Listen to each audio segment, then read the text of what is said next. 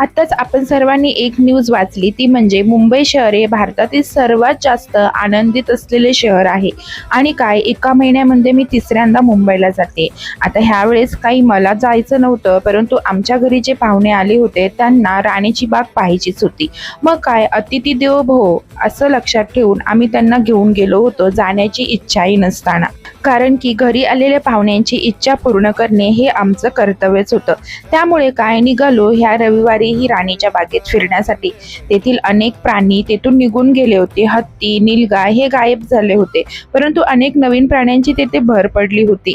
पेंग्विनची तर मस्तच मज्जा चालली होती तिथे. अनेक फॉरेनचे पक्षीही आले होते आणि त्यामध्ये मगर, कासव आणि सर्वात महत्त्वाचं म्हणजे महाराष्ट्रामध्ये ज्या प्राण्याने दहशतच घालून ठेवली आहे, तो बिबट्या मात्र तेथे एकदम आरामात फिरत होता. तेथे काही बिबट्याची काही भीती नव्हती वाटत एवढी, परंतु जेव्हा आपण न्यूज वाचतो तेव्हा तर खूपच भीती वाटते. आणि ही हंसाची जोडी तर खूपच सुंदर दिसत होती आणि हे बगळे आणि त्यानंतर हा बारशिंगे बऱ्यापैकी होते. नंतर चितळे होते, ठिपक्याचे जे हरिण असतात ते. नंतर हा हॅना असा आराम करत होता. वाघ आणि अस्वल तर आराम करण्यातच बिझी होते. मग काय अशा प्रकारे आमची या बागेची सफर झाली आणि आलो आम्ही स्टेशनला. आणि अशा प्रकारे आज आमचा संडे राणीच्या बागेत गेला. भेटूया अशाच मिनी ब्लॉगमध्ये. तोपर्यंत बाय, टेक केअर.